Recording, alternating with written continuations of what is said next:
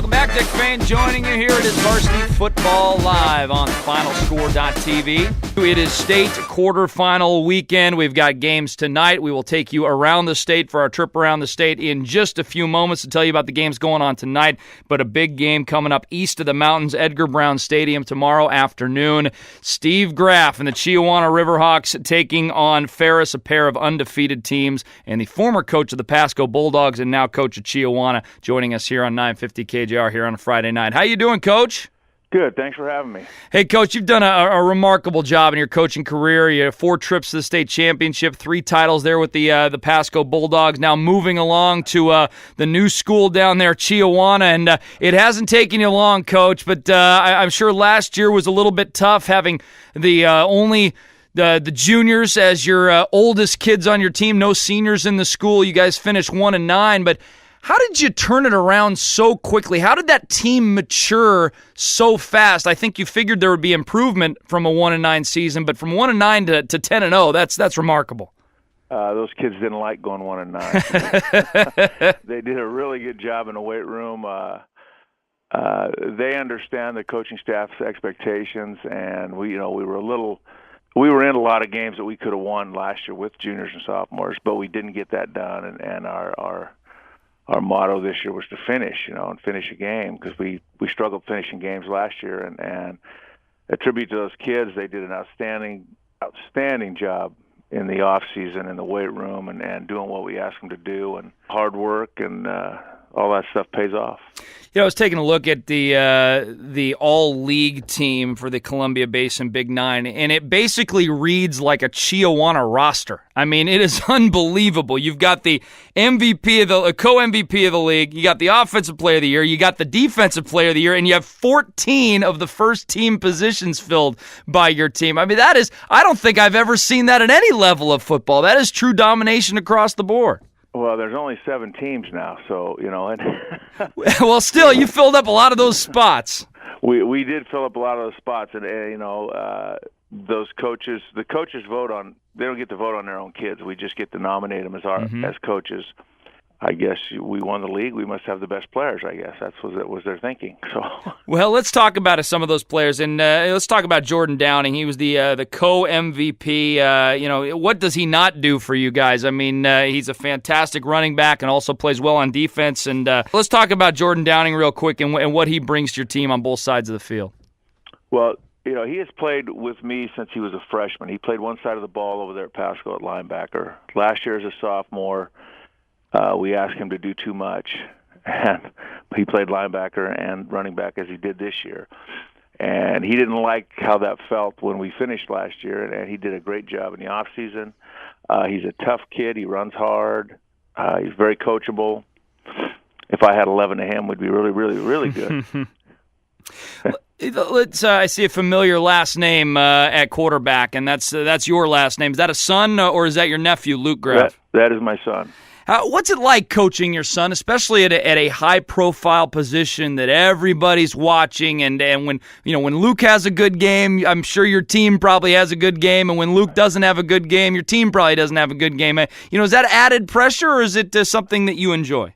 Well, I enjoy having my kid out there. I know where he's at all the time, and he's got a great group of friends he hangs out with that group of kids. And I've been asked this many times. I don't treat him any different than I treat any of those other kids. They're all my kids, and when he needs his rear end chewed, he gets it chewed, and when he needs a pat on the back, he gets a pat on the back. He was named Offensive Player of the Year in the league. Talk about him a little bit, what he brings to the table on the field.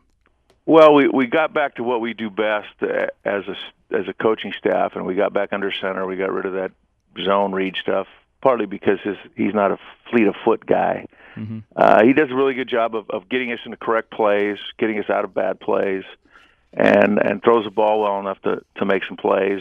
We're pretty happy with him. And then Nick Vincent, your Defensive Player of the Year in the league at linebacker. What type of linebacker is he? What does he do for you? He does everything. He's got a motor. He gets after it. He's going to be around the ball all the time, and he brings the wood when he comes. Last week in the Newport game, it was a sluggish start, especially offensively for you guys. A very close game at halftime, and I think in reading some of these articles, it looked like the kids kind of expected that you would be coming after them at the halftime locker room chat, and it was more just a kind of a question of whether they wanted the season to continue, right? Exactly. This time of year, you lose, you start basketball and wrestling, and I don't think they wanted to finish, and they weren't very happy with their start. We were really sluggish, But preparing for a team like Newport, who does a really good job in that option wishbone stuff, that's a big challenge for those kids, and we were really proud of them.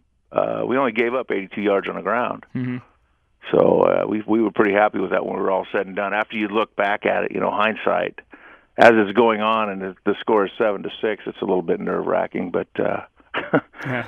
As we got done with it, we looked back and we did a pretty good job that game. Looking ahead to Ferris, they're 11-0. They've been one of the best teams in Eastern Washington all season long. How much did you kind of keep your eye on the Greater Spokane League teams during the season, or did you at all? Have you just taken a look at Ferris only in the last week? We've just taken a look at Ferris in only the last couple weeks because we had another GSL team up there. We do things 1 week at a time. Don't try to get ahead of ourselves. The best teams usually prevail if they don't make mistakes. We've been through this when we were at Pasco, making those runs. We don't worry about the other guys so much. We worry about ourselves. Can't make mistakes. Can't turn the ball over. Usually the coach with the best athletes wins. What do you like about the Saxons? Where do they pose a problem for you guys? Everywhere.